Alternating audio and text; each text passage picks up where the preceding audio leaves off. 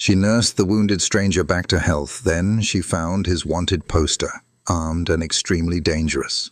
On a stormy night, a giant bleeding fugitive collapses on a lonely widow's doorstep. Compassion forces her to save him. But when she finds his loaded gun and the wanted poster calling him a killer, she faces a terrible choice. Turn in the monster for a reward, or trust the dying man whose life is now in her hands.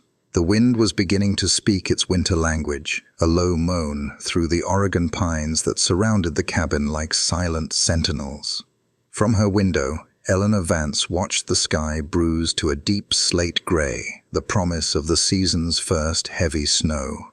It had been 6 months since she'd buried her husband, Dr. Robert Vance, but the silence he left behind was a presence of its own, as tangible as the scent of pine and damp earth.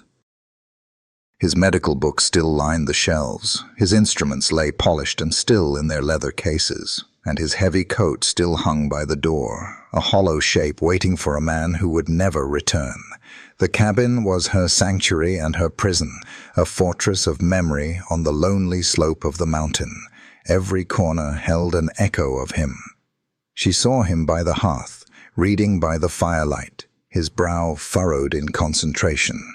She heard his calm, steady voice, explaining a complex diagnosis as she helped him prepare a poultice. He had taught her so much, not just the science of medicine, but the art of it, the quiet confidence, the steady hand, the belief that every life was worth fighting for. Now, his legacy felt like a mantle too heavy for her shoulders, a standard she felt destined to fail. She turned on the old battery-powered radio, its crackle a welcome intrusion into the quiet. A somber voice cut through the static, reporting news from the logging town nestled in the valley below. The rescue effort at the Blackwood mining camp has been suspended due to worsening conditions. 3 men are confirmed dead following the tunnel collapse this morning. Silas Blackwood, owner of the operation, has issued a statement expressing his deepest regrets. Ellie closed her eyes, her heart aching for the families she knew would be shattered by the news. It was the kind of tragedy that would have sent Robert out into the teeth of any storm, his black bag in hand, his face set with grim determination. He had often spoken of the dangerous, cost-cutting measures at Blackwood's operations, a simmering anger in his voice that was rare for such a patient man. The thought was a familiar, painful phantom. Her gaze fell upon their wedding photograph on the mantelpiece. 2 young, hopeful faces smiling into a future that had been stolen. A profound loneliness washed over her, cold and sharp as the coming storm.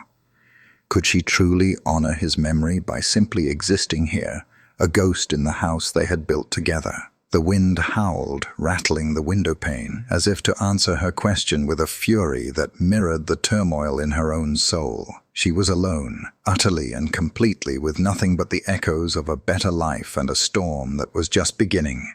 The storm broke with a savage fury, throwing snow against the cabin in thick, wet sheets. The world beyond the windows dissolved into a churning vortex of white and gray. It was then, amidst the roar of the wind, that she heard it, a heavy, resonant thud against the front door, entirely different from the storm's chaotic rhythm. It was the sound of dead weight, of a body collapsing.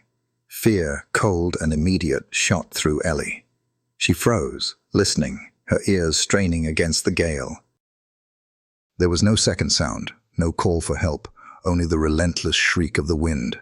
Her first instinct was to ignore it, to stay locked inside where it was safe, where the only dangers were the ghosts of her own making.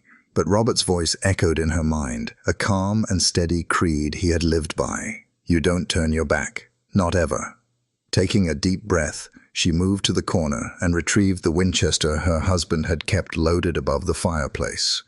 The cold, familiar weight of the rifle was a small comfort. Holding it ready, she crept to the door and peered through the small peephole, but it was frosted over, blind. Hesitating for only a moment longer, she unbolted the lock. The wind tore the door from her grasp, slamming it inward with a crash and blasting the room with a wave of ice and snow. And there, half sprawled across her threshold, was the source of the sound. It was a man, impossibly large, his sheer size filling the doorway. He was a mountain of torn wool and denim, his dark hair matted with blood and melting snow, one arm bent at an unnatural angle. He was unconscious, his face ashen beneath a rough beard, his breath coming in shallow, ragged clouds. For a heartbeat, all she could do was stare at the giant collapsed on her floor. Every sensible instinct screamed at her to slam the door and bolt it shut. But then she saw the deep gash on his forehead and the dark stain spreading across his shoulder, and the fear was replaced by a familiar, urgent clarity. He wasn't a monster, he was a patient. Gritting her teeth, she leaned the rifle against the wall within easy reach and grabbed the man under his arms. It was like trying to move a felled tree. He was all solid muscle and bone, and the dead weight was immense. Straining, her boots slipping on the wet floor, she dragged him inch by painful inch inside, away from the storm's killing cold, finally managing to heave the door shut against the wind.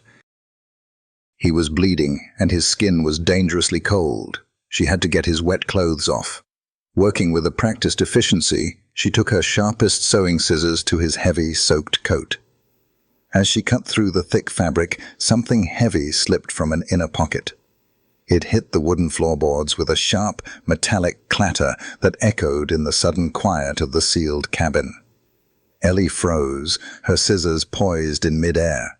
There, stark against the dark, wet wood, lay a big, old Colt revolver. The sight of it stopped her breath, a cold knot of dread tightening in her stomach. This was no ordinary logger, no simple victim of the storm. The man she had just dragged into the sanctuary of her home, the man now lying helpless on her husband's rug, was armed. Her heart hammered against her ribs, a frantic, trapped thing. For a long moment she could only stare at the revolver, its dark metal a stark violation of the quiet safety she had so carefully maintained. With a hand that trembled slightly, Ellie picked up the gun. It was heavy, cold, and smelled of oil and gunpowder. She checked it with a practiced motion Robert had insisted she learn. It was fully loaded. After a moment's hesitation, she placed it high on the mantelpiece, far out of reach but still within her sight. The immediate threat was neutralized, but the fear remained, a cold residue that settled deep in her bones. Still, the man was her patient. Duty, ingrained and absolute, forced her to push past the fear. She turned back to him, her focus narrowing to his injuries. The gash on his head was deep and would need stitches. His shoulder was badly bruised, and she suspected a dislocated joint from a hard fall. As she worked, cleaning the wounds and gently probing the injured shoulder, she took stock of him. He was built like an oak tree, with hands that were calloused and scarred from hard labor, not from brawling. There was a quiet strength about him, even in his complete vulnerability, that didn't align with the brutal image of a gunman. After she had stitched the wound and reset his shoulder with a pained grunt from his unconscious form, she gathered his soaked clothing to dry by the fire. As she emptied the pockets of his heavy trousers, her fingers found a folded, sodden square of paper tucked deep inside. Carefully, she unfolded the fragile document. It was a wanted poster, the ink blurred but cruelly legible. Her blood ran cold. Wanted, Benjamin Carter. Below the name was a crude sketch that was unmistakably the man lying on her floor. The text was blunt, merciless, for sabotage and manslaughter in the collapse of the Blackwood mine. Approach with extreme caution, armed and extremely dangerous, and at the bottom a number that made her gasp. $500 reward, $500. It was a fortune.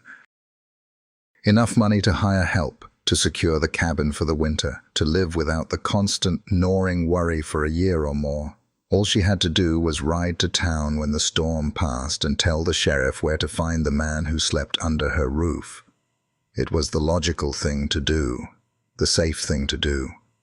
Her mind screamed at her to save herself, to take the reward and be done with it.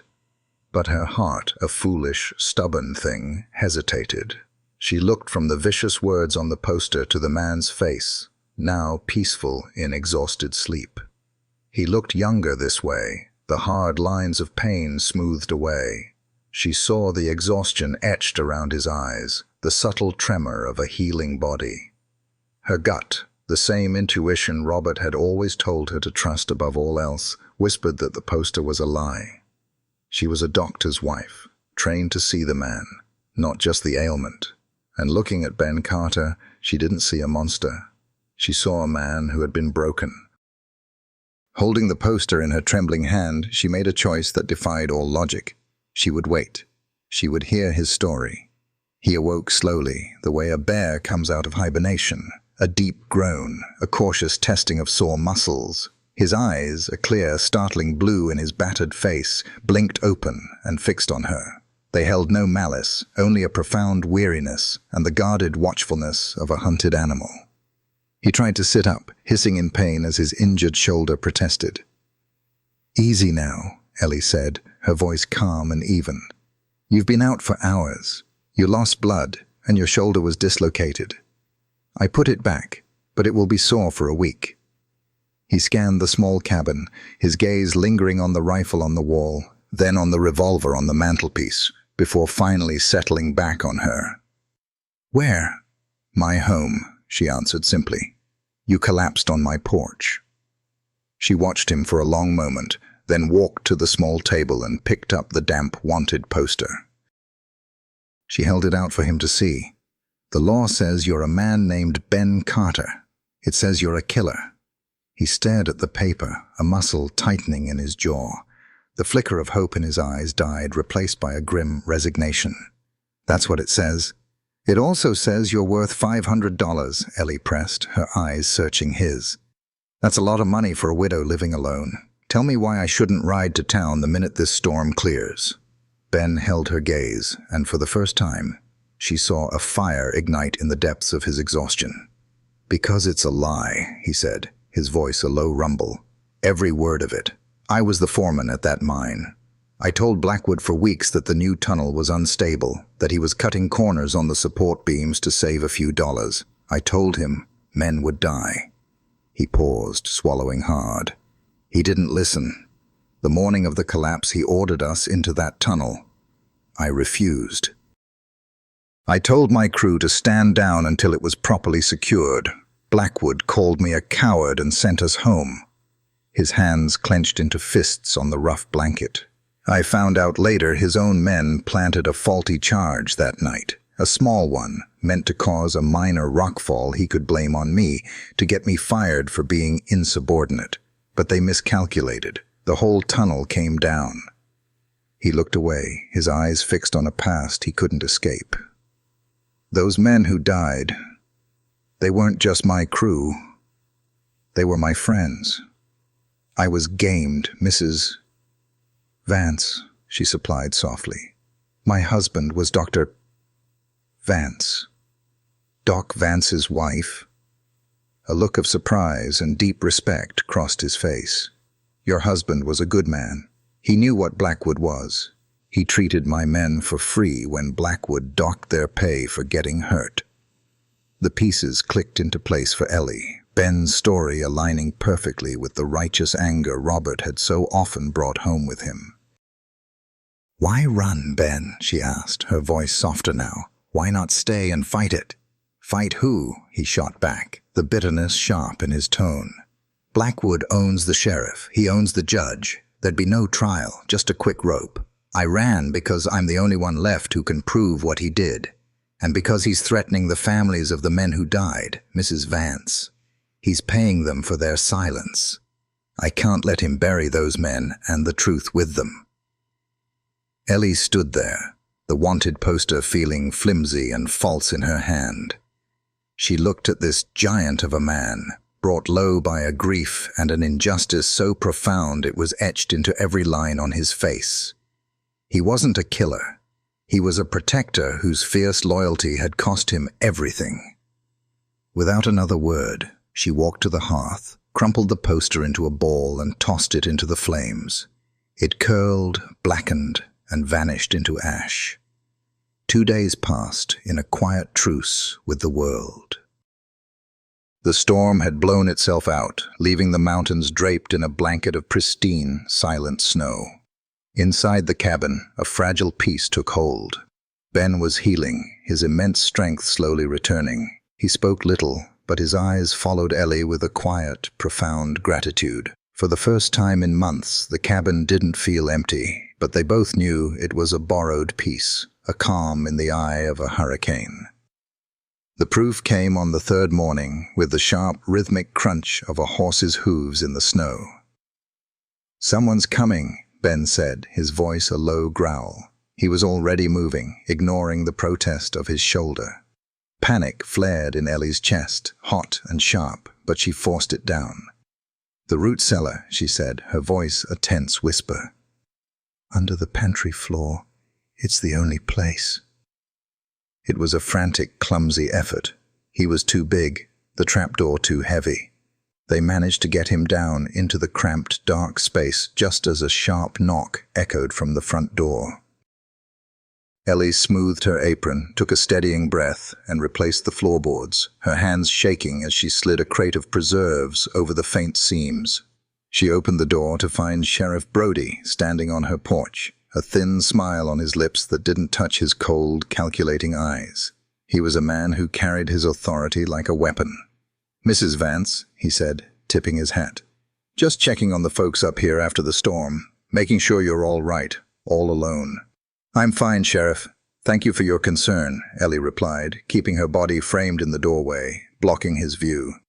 "That's good to hear," Brody said, his gaze drifting past her, methodically scanning the room. "Haven't seen or heard anything unusual, have you? Tracks in the snow, strange noises. We're still looking for a dangerous man, fugitive from that business at the mine." "The only sounds I've heard have been the wind and the wolves, Sheriff." His smile tightened. "Mind if I come in for a moment? Warm my hands by your fire?" It wasn't a question. He stepped inside before she could answer, his spurs ringing ominously on the floorboards. He moved with a predatory grace, his eyes missing nothing, the extra plate drying by the sink, the faint scent of antiseptic still in the air. He walked to the pantry, his gaze sweeping over the shelves. Ellie's heart felt like it was trying to beat its way out of her chest. Below the floor, Ben would be able to hear every footstep, every word. Brody stopped. He was standing directly on top of the trapdoor. He rocked back on his heels slightly, testing the boards beneath him. A long, agonizing silence stretched, broken only by the crackle of the fire. Ellie held her breath, praying the old wood wouldn't groan, that Ben wouldn't make a sound. The sheriff looked down at his boots, then gave a soft, thoughtful tap with his heel. The sound seemed to vibrate through the entire cabin. He looked up, his eyes locking with hers. "Solid floor," he said, his voice deceptively casual. Doc Vance was a careful man. Built things to last. He let the words hang in the air, a clear, unspoken challenge. Then his thin smile returned. "Well, you take care, ma'am. It's a dangerous world for a woman alone. Wouldn't want any accidents to happen." He turned and walked out, leaving the cold weight of his threat behind him. Sheriff Brody's visit left a chill in the cabin that had nothing to do with the winter air. The illusion of safety was shattered. They were no longer just hiding. They were being hunted. "He knows," Ben said, his voice grim as he watched the tree line where the sheriff had disappeared. "He might not have proof, but he knows." Ellie knew he was right. They needed help, an ally who operated outside of Blackwood's long shadow. There was only one person she could trust.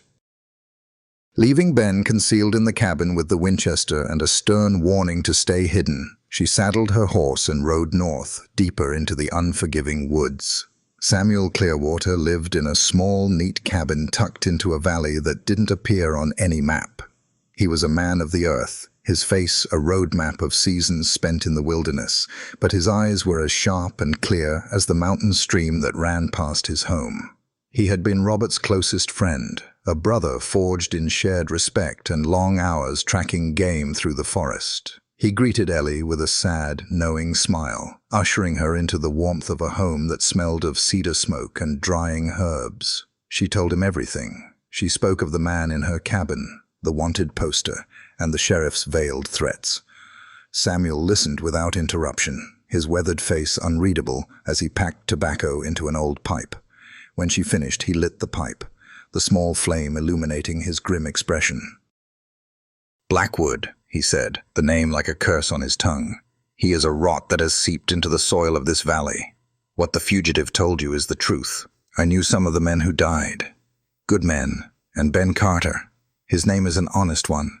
He stood for his crew when no one else would. He puffed on his pipe, the smoke curling around his head like a shroud. I am glad you came, Ellie. There is something I have needed to say, but the grief was too fresh. He looked at her, his eyes full of a deep, ancient sorrow. Robert was my friend. I knew his strength. A man who can survive a blizzard with a broken leg does not simply wither away from a winter sickness. Ellie felt a cold dread creep up her spine. What are you saying, Sam? I am saying his pneumonia was too sudden, too convenient, Samuel said, his voice low and heavy with meaning. He was getting close to something. He was documenting the injuries Blackwood's men suffered, building a case for criminal negligence. He told me he had found proof of payoffs, of safety reports being buried. He was becoming a problem for Silas Blackwood. He leaned forward, his old eyes locking onto hers, forcing her to see the terrible truth he was unveiling. A week later, he fell ill. I believe with all my heart that your husband was poisoned, Ellie. A slow, subtle toxin that mimics the symptoms of a failing lung. I believe he was murdered. The words struck her with the force of a physical blow. The world tilted, the floor seeming to fall away beneath her feet. The grief she had carried for 6 months was instantly transfigured into a black, searing rage. Her husband hadn't just died. He had been stolen from her. This was no longer about helping a stranger. This was about vengeance. Ellie returned to the cabin with a cold fire burning in her heart. The grief for her husband had been forged into something harder, sharper, the certainty of a debt that must be paid in blood. When she told Ben what Samuel had said, the gentle giant said nothing, but a new and terrible understanding passed between them. Her war was now his war. They were no longer just survivor and rescuer. They were allies, bound by a shared enemy. The next day brought another visitor. This time, it was not the thud of a lawman's horse, but the quiet jingle of a fine harness. Peering through the window, Ellie felt a chill of a different kind. A handsome, well-dressed young man was dismounting from a sleek black buggy. It was Nathan Blackwood, Silas Blackwood's only son. With Ben hidden once more in the cellar, Ellie opened the door, her face a calm, unreadable mask. "Mrs. Vance," Nathan said, removing his hat. He had his father's dark hair, but his eyes held a troubled, haunted quality. "Forgive the intrusion." My father and I were away when your husband passed. I've been meaning to come and offer my condolences in person. The doctor was a great man." "Thank you, Mr. Blackwood," Ellie said, her voice polite but cool. "Please don't trouble yourself." "It's no trouble," he insisted, his gaze sweeping the cabin's interior. It was a less practiced, more obvious search than the sheriff's. "It must be difficult for you, all alone up here, with everything that's been going on." He paused, letting the implication hang in the air. "I trust you haven't been bothered by any trespassers. My father worries about your safety." "I'm quite capable of taking care of myself," Ellie replied evenly. "My husband made sure of that." A flicker of something, admiration perhaps, or frustration, crossed Nathan's face. He took a step closer, his voice dropping. "Mrs. Vance, my father has the deepest respect for your husband's legacy. He would hate to see it tarnished by any unfortunate associations." It was the same veiled threat as the sheriff's, but coming from him, it sounded different, less like a promise of violence and more like a desperate warning. He seemed to sense he had overstayed his welcome. As he turned to leave, he brushed against the tall bookshelf near the door. A heavy, leather-bound medical tome, one of Robert's favorites, fell to the floor with a heavy thud. "Oh, forgive my clumsiness," Nathan said, quickly stooping to retrieve it. He handed it to her, his fingers brushing hers for a brief moment. His eyes held hers, and in their depths she saw a silent, desperate plea. Then he was gone. Puzzled, Ellie looked down at the book. It had fallen open to a specific page. The chapter heading read, "Rare Alkaloid Toxins of the Pacific Northwest." Her eyes scanned the text, and her blood turned to ice. It described a poison derived from the roots of a local plant, a toxin notoriously difficult to trace. The list of symptoms read like a diary of her husband's final days: progressive respiratory distress, fever, profound weakness, a near-perfect mimicry of a fatal case of pneumonia. Nathan hadn't just come to threaten her. He had come to confirm her worst fears. When Ben emerged from the cellar, he found Ellie standing rigid by the table, the open medical book a testament to the horror that had just visited them. She didn't need to say a word. He saw the truth in the hard, brittle glitter of her eyes. The quiet, gentle widow was gone, and in her place was a woman honed to a razor's edge by grief and fury. Her fear had been burned away, leaving behind a cold, terrifying resolve. "Hiding is over," she said, her voice low and steady, stripped of all its former softness. "This isn't just about you anymore, Ben. They murdered my husband. They took him from me, and they thought they could get away with it. We can't just survive them. We have to tear them down." Ben saw the righteous fire in her and knew she was right, but he also knew the enemy they faced. "Ellie, I understand," he said, his voice a gravelly caution. "But rage isn't a weapon. It's a tool they can use against us. My word, your suspicions. It's nothing against the power Silas Blackwood wields. We need more. We need proof they can't bury or twist." "Then we find it," she shot back, her gaze unwavering. "There must be something, some evidence, some person, something you know." He was quiet for a long time, his big frame seeming to fill the small room with the weight of his thoughts. He looked at his hands, remembering the feel of the pickaxe, the grit of the mine, the faces of his men. "There is something," he said finally, his voice barely a whisper. "A book. A cheap 5-cent ledger. As foreman, I was supposed to log our progress. But I started logging Blackwood's direct orders too, especially the ones that put my men at risk." He looked up, his eyes meeting hers. "It's all in there, Ellie. The order to use half the support timbers in the new tunnel, the reports of frayed winch cables he refused to replace, the names of men who were paid cash to keep quiet after getting injured. Every shortcut, every lie, every corner he cut that cost men their lives. It's the proof we need." A surge of fierce hope, the first she had felt in days, coursed through Ellie. "Where is it, Ben?" she asked, her voice urgent. "Where did you hide it?" Ben's face grew dark, his expression haunted by a terrible memory. He looked towards the window, towards the distant snow-covered peaks that stood guard over the valley and the mine that lay like a scar upon it. "I didn't have time to hide it," he said, his voice heavy with the weight of his answer. "The day of the collapse, I left it where I always did. It's in my locker, in the foreman's office." He paused, letting the full, horrifying implications sink in. "It's still down there, deep inside the mine." There was no debate. The mine was a tomb, a place of ghosts and shattered rock, but it was also the only place that held the key to justice. To go was not a choice, it was a necessity. Under the cover of a moonless night, they left the temporary safety of the cabin. Ben, his shoulder still aching but his jaw set with determination, moved with a surprising stealth for a man his size. Ellie, carrying a medical bag filled with bandages and salves, felt no fear, only the cold, sharp focus of a surgeon before an operation.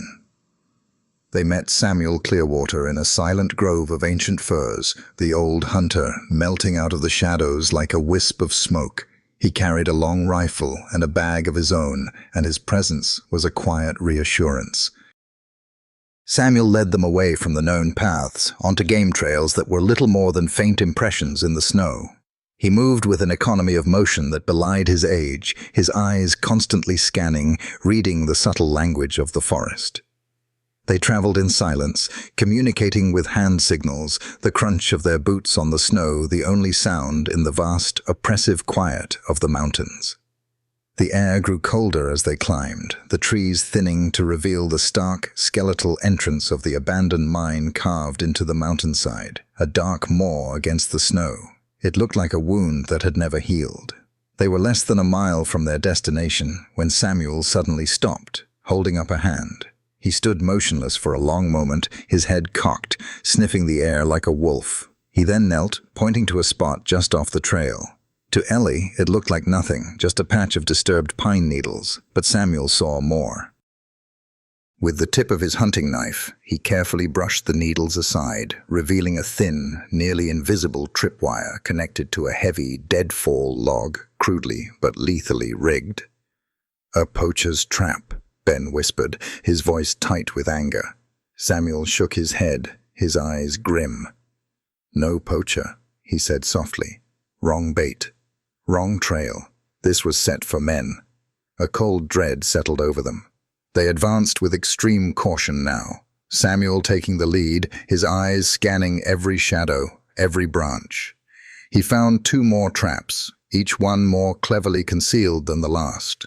The final one was a simple covered pit, its bottom lined with sharpened stakes, placed right where someone scrambling for cover would likely jump. It was clear now. Blackwood wasn't just guarding a closed mine, he was salting the earth around it with death. He knew the ledger was a loose end, and he had turned the final path to the truth into a minefield, ensuring that anyone who came looking for it would end up buried alongside the men he had already killed.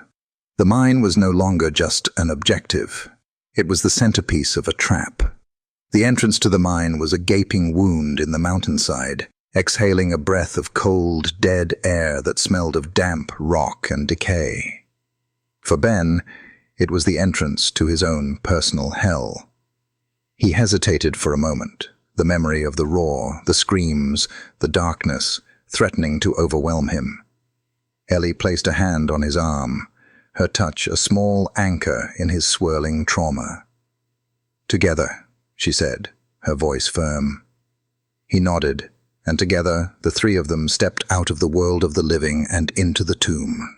Inside, the darkness was absolute, broken only by the single swaying beam of their oil lantern. The silence was unnerving, punctuated by the drip of unseen water and the groan of straining support timbers. Every shadow seemed to harbor a threat. They moved quickly, Sam leading the way, his instincts guiding them through the maze of decaying tunnels towards the foreman's office. They found it deep inside, a small chamber carved out of the rock, its door hanging crookedly on its hinges. The air was thick with the dust of the collapse. Ben's old metal locker stood against the far wall, dented but intact. With a crowbar he'd brought, he pried the door open with a screech of protesting metal. There, sitting atop a pair of worn work gloves, was the cheap 5-cent ledger. He grabbed it, a small, triumphant flame of hope igniting in the darkness. That's when the trap was sprung. Lantern beams stabbed the darkness from the far end of the main tunnel. A harsh voice shouted, "They're in here. Block the exit!" The sharp crack of a rifle shot echoed deafeningly in the enclosed space, sending rock splinters flying past Ellie's head.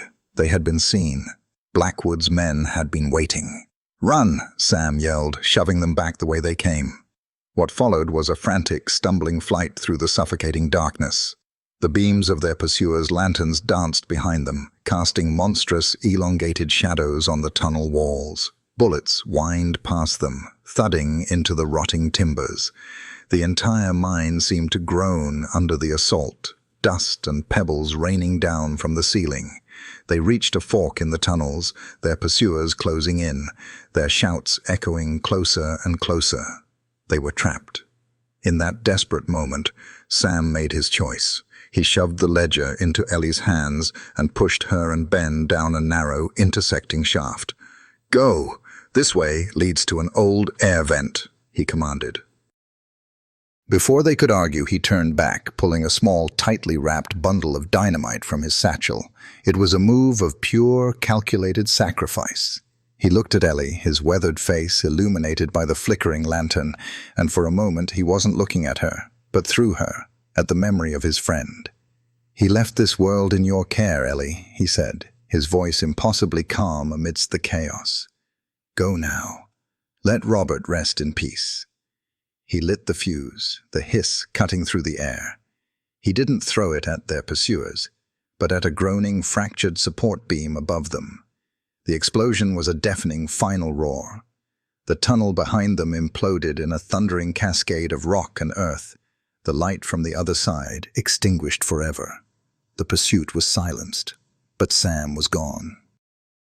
They scrambled through the narrow air vent, a cold, dark throat that scraped their skin and stole their breath, finally emerging into the frigid night air like ghosts clawing their way out of a grave.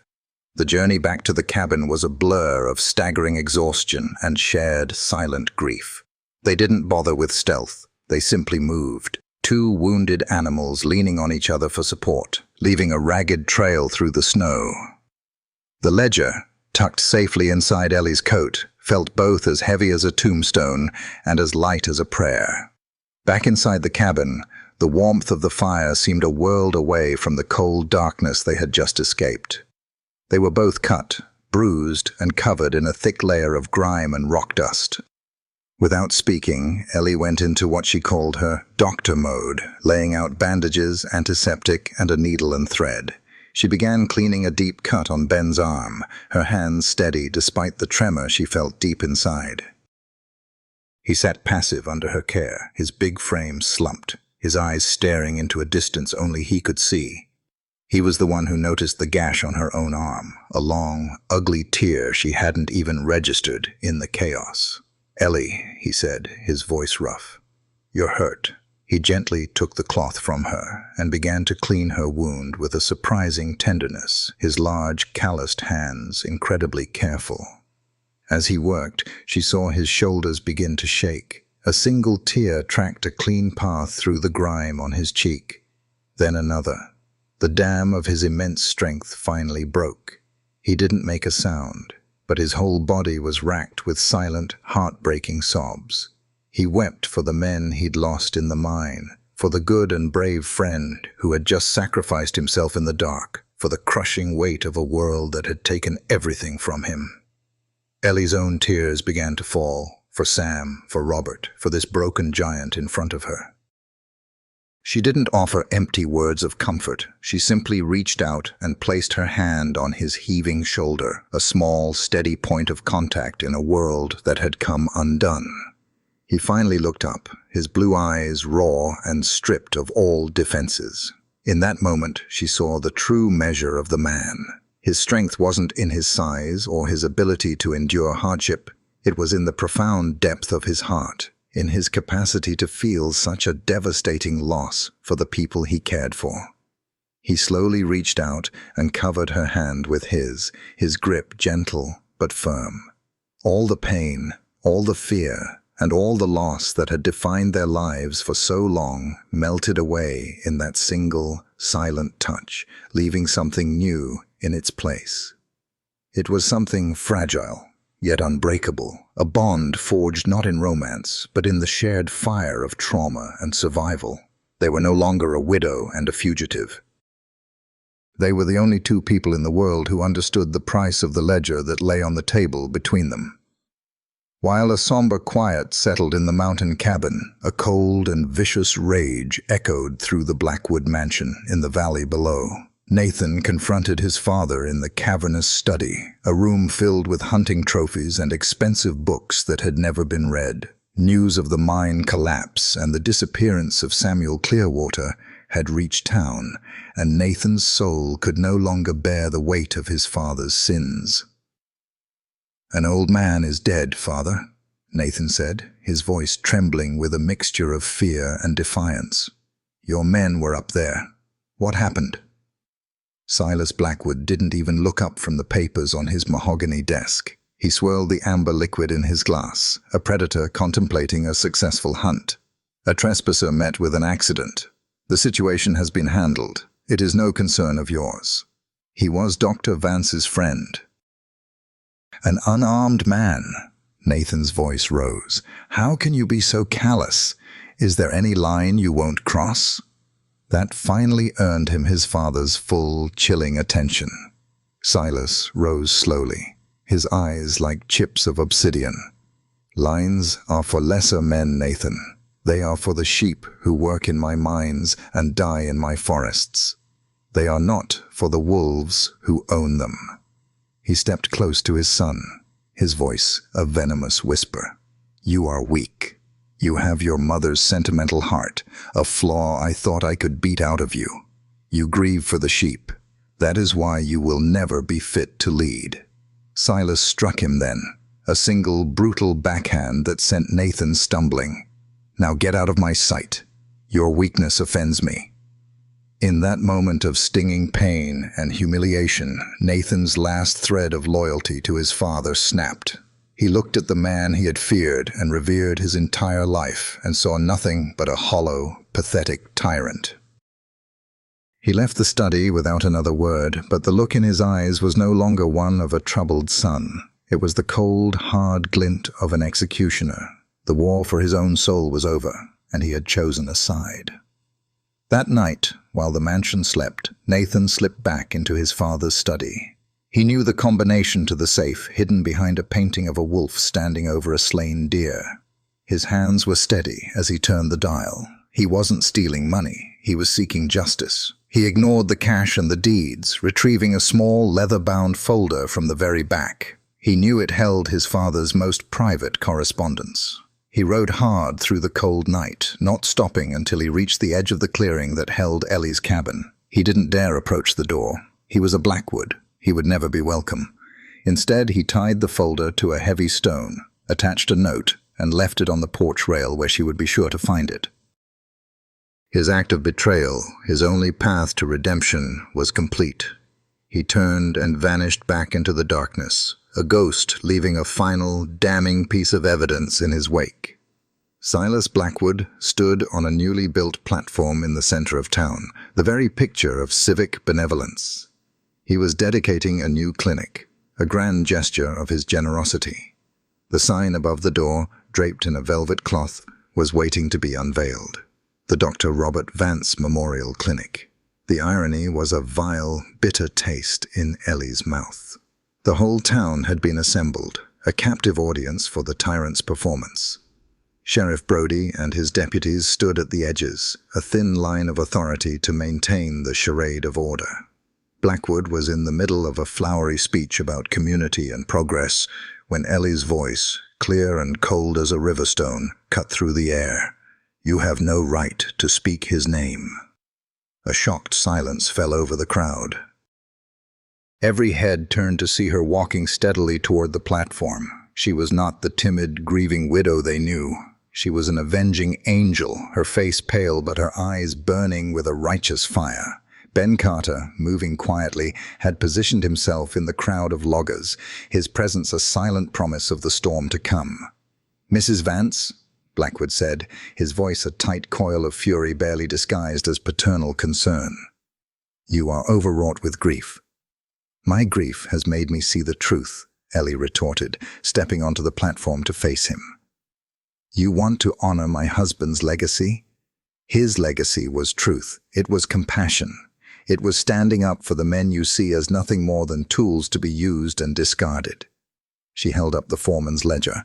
This was his legacy, Ben Carter's logbook detailing every order you gave that put men in their graves. A low murmur rippled through the crowd.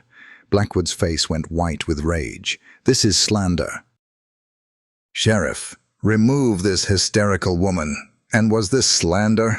Ellie's voice rang out as she held up the final damning piece of paper. "A letter, in your own handwriting, Silas, ordering a special medicine to be delivered to my husband, a poison to silence the man who was about to expose you." The crowd gasped. At that moment, Ben Carter stepped out from among the loggers, tall and resolute. He was no longer a fugitive, but a leader. "She is telling the truth," he boomed, his voice echoing through the square. "I saw it. We all saw it. That was the spark." An old logger whose friend had died in the collapse stepped forward to stand beside Ben. Then another. and another. The families of the dead, the men who had been cheated and threatened, they all moved, a slow, silent wave of humanity, forming a wall of defiance around Ellie and Ben. Blackwood, seeing his power evaporating before his very eyes, shrieked at the sheriff, "Arrest them! Arrest them all!" Sheriff Brody drew his revolver, but he stopped dead. He was no longer facing a lone woman and a fugitive. He was facing the entire town. The hard, weathered faces of 100 loggers stared back at him, their hands empty but their eyes promising a reckoning. His authority, built on fear, was a hollow shell. Powerless, he slowly lowered his gun. The reign of Silas Blackwood was over. The fall of Silas Blackwood was as swift as it was absolute. With the ledger, the letter, and the testimony of a dozen brave townspeople, federal marshals arrived and dismantled his corrupt empire. Sheriff Brody was arrested as an accomplice, and for the first time in a generation, the law in the valley belonged to the people again.